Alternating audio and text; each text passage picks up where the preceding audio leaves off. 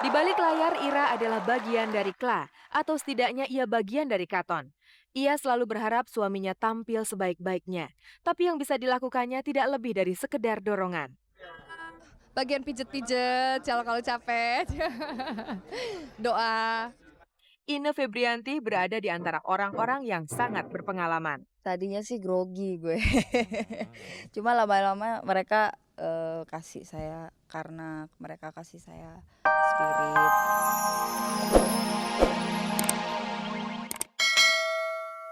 Halo apa kabar? Kabar-kabar yang tengah Anda simak saat ini spesialis penyaji kabar-kabar seputar dunia artis dan tokoh. Bersama saya Herawati sampai 30 menit nanti Anda akan menyimak berbagai kabar dari Kabar-Kabari karena memang tak ada kabar yang tak kami kabar-kabari. Inilah pertunjukan Kla beberapa waktu lalu di Balai Sidang Senayan Jakarta atau ada juga yang menyebutnya Convention Hall. Apa hubungannya Kla dengan Balai Sidang yang prestisius itu? Banyak penyanyi maupun grup musik pernah tampil di sini. Tapi bagi Kla, dalam konser tunggalnya, baru sekali inilah mereka main di gedung ini sejak 12 tahun yang lalu. Atau sejak grup musik ini dilahirkan. Nah selama ini di Jakarta kita selalu buat konser di kafe-kafe. Dan terus terang itu kan agak kurang ya, susah karena banyak keterbatasan tempat, lighting maupun segala macam aspek. Nah yang ini walaupun masih jauh dari sempurna, tapi kami senang karena akhirnya kami bisa buat konser di tempat yang besar ini. Pertama kali di Balai Sidang maupun juga di depan masyarakat Jakarta yang heterogen sebenarnya gitu loh. Yang kelasnya 200.000 sampai yang kelas 70.000 gitu.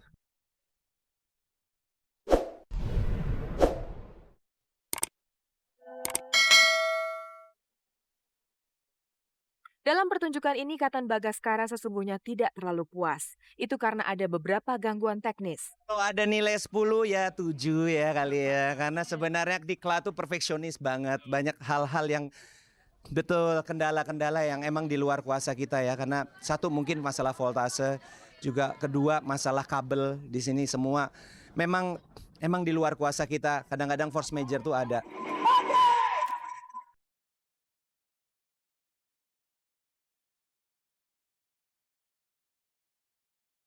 Konser Kla ini berjudul Menjemput Impian 4 Musim. Makanya di atas panggung ada pohon merangga segala dan ada hujan salju.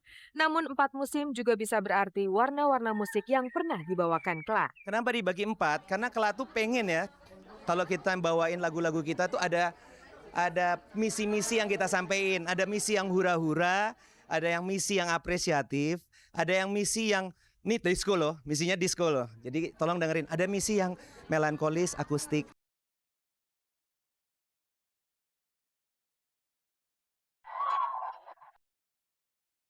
Dalam pertunjukan ini juga ditampilkan penari-penari latar yang berpakaian rasanya tidak cocok dengan citra Kla.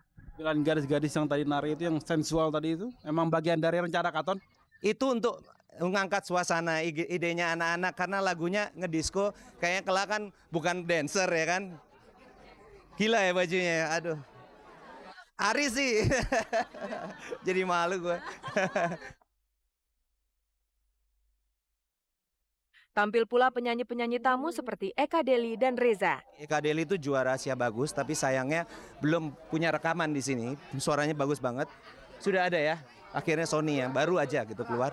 Terus ada Reza, kita terima kasih banget sama Reza karena Reza tuh teman baik kita dan mau bantu.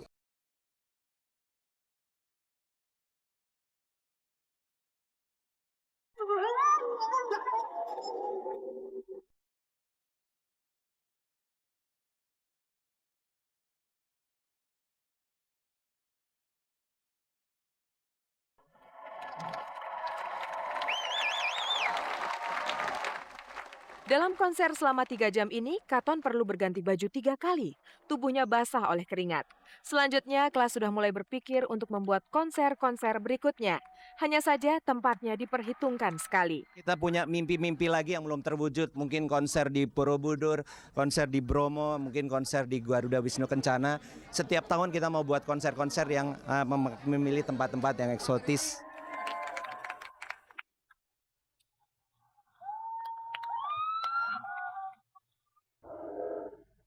Katon dan Lilo dalam penampilannya kali ini tampak begitu hidup dan menguasai panggung dengan gerakan-gerakan mereka. Ira Wibowo istri Katon agak heran juga. Biasanya Katon tidak seperti itu. Iya, kebanyakan itu kayaknya kebanyakan kopi kali. Jadi terlalu ini.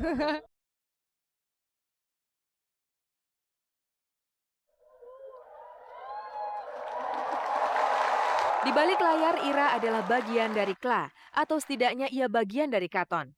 Ia selalu berharap suaminya tampil sebaik-baiknya, tapi yang bisa dilakukannya tidak lebih dari sekedar dorongan. Bagian pijet-pijet kalau capek. Doa. Merenungkanmu kini.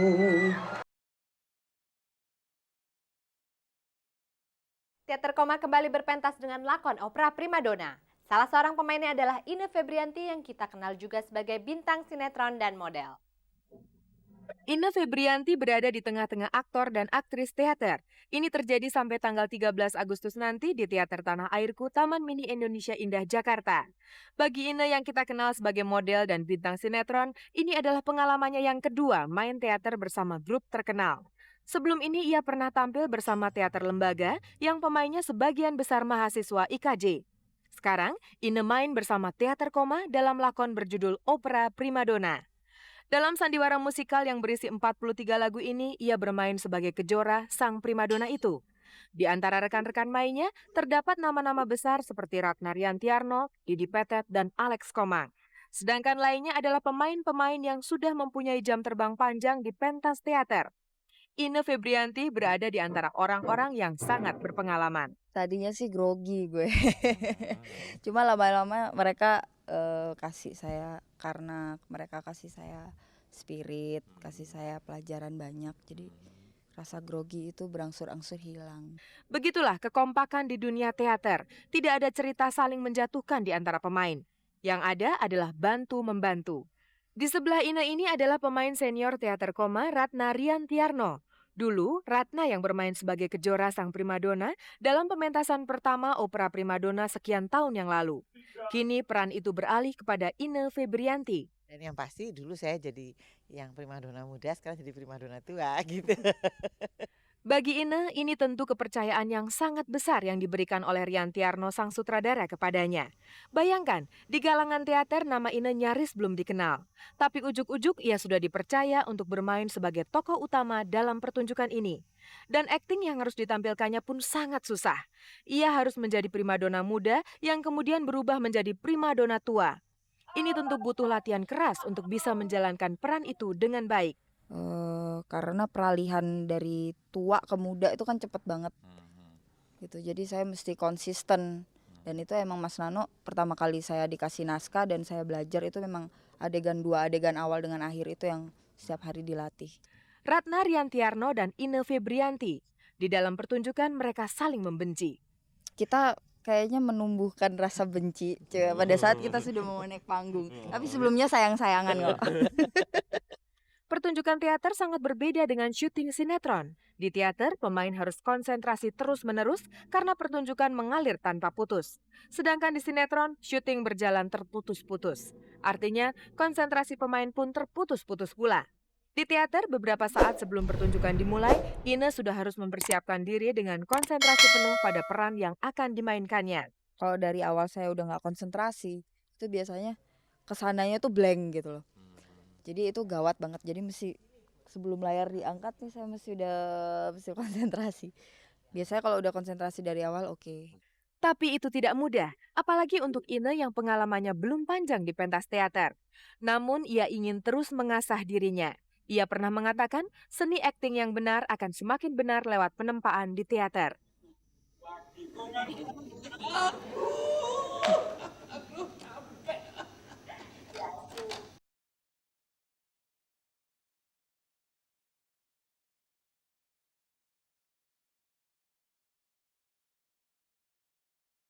Bagaimana perasaan seorang ayah yang ditinggalkan anak perempuannya karena menikah?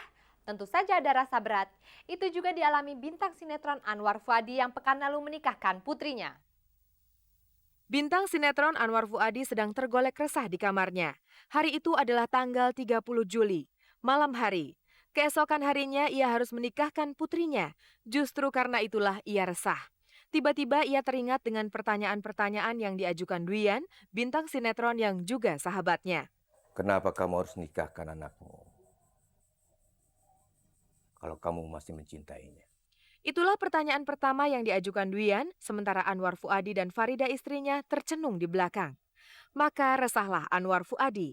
Ia memang sangat mencintai Tilia Mafalda putrinya yang akan ia nikahkan keesokan harinya. Dan inilah pula keresahan yang tidak sedikit dialami oleh orang tua manakala putri mereka menikah. Itu artinya anak yang sangat dicintai akan meninggalkan orang tua, pergi ikut suami. Duyan tadi mengingatkan seperti itu. Apa nanti suaminya bisa bertanggung jawab? Makin resahlah Anwar Fuadi. Maka ia meninggalkan kamarnya, diterobosnya para kerabat yang sedang berkumpul dan bergembira. Tidak sempat memakai alas kaki, Anwar meninggalkan rumahnya yang dihias suasana perkawinan. Di depan rumah, para tetangga ikut berjaga dengan main kartu dan catur. Kesanalah Anwar Fuadi menuju. Tapi ia hanya diam saja. Keningnya masih berkerut-kerut, terngiang-ngiang ucapan Duyan tadi. Akhirnya Anwar Fuadi masuk kembali ke rumahnya. Dan kalau Anda melihat gambar ini pemirsa, ini bukan karena pikiran Anwar Fuadi menjadi semakin kacau. Tapi inilah cara Anwar menghilangkan keresahannya. Ia berjoget sendirian. Dengan cara ini, pelan-pelan kesadarannya akan pulih. Pikiran jernihnya akan kembali. Selanjutnya, dengan tenang ia bisa menjawab pertanyaan Duyan tadi. Saya ingat pepatah Khalil Gibran yang mengatakan bahwa anak itu bagaikan anak panah. Dengan orang tua itu adalah busurnya. Begitu kita lepaskan anak panah itu dari busurnya, maka dia akan melesat jauh, melayang ke depan. Dia bukan milik kita lagi. Karena anak adalah milik masa depan. Tapi banyak pertanyaan lainnya yang diajukan Duyan di malam menjelang pernikahan putri Anwar Fuadi. Kalau saya menjadi kamu, Anwar, buat apa pesta-pesta besar seperti ini? Belum tentu nanti keluarganya langgeng. Memang tidak sedikit uang yang dikeluarkan Anwar Fuadi untuk menikahkan putrinya ini. Para penari ini misalnya didatangkan langsung dari Palembang. Dan bagi Anwar itu memang sadar dilakukannya. Saya kira berapapun biayanya, saya ikhlas mengeluarkan demi untuk kebahagiaan putri saya. Saya bekerja keras, membanting tulang, main sinetron dan lain-lain. Itu untuk kebahagiaan anak-anak saya. Tapi Duyan tidak berhenti menguji Anwar Fuadi. Bermacam pertanyaan dilemparkannya. Jangan-jangan kamu menikahkan anakmu untuk melepaskan tanggung jawab. Karena kau sudah tua. Anwar Fuadi sempat merah telinganya mendengar ucapan-ucapan Duyan yang seperti itu. Tapi ia harus bisa mengendalikan diri. Duyan adalah sahabatnya. Tidak ada sahabat yang bermaksud jelek. Ucapan-ucapan itu ditangkapnya sebagai suara-suara yang muncul dari salah satu sisi hatinya. Justru dengan itulah Anwar Fuadi bisa membangun kekuatan hatinya yang akan segera ditinggalkan oleh putri yang sangat dicintainya untuk ikut suaminya.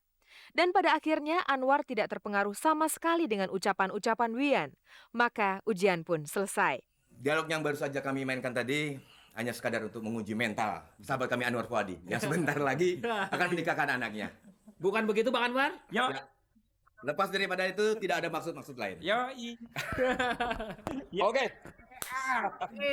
Suatu hari kelak Anwar Fuadi tidak akan gundah lagi manakala ia harus menikahkan putrinya yang lain. Bocah digendongannya ini misalnya, putri bungsunya yang baru berusia 5 tahun, suatu saat nanti juga akan meninggalkan Anwar bagai anak panah meninggalkan busurnya.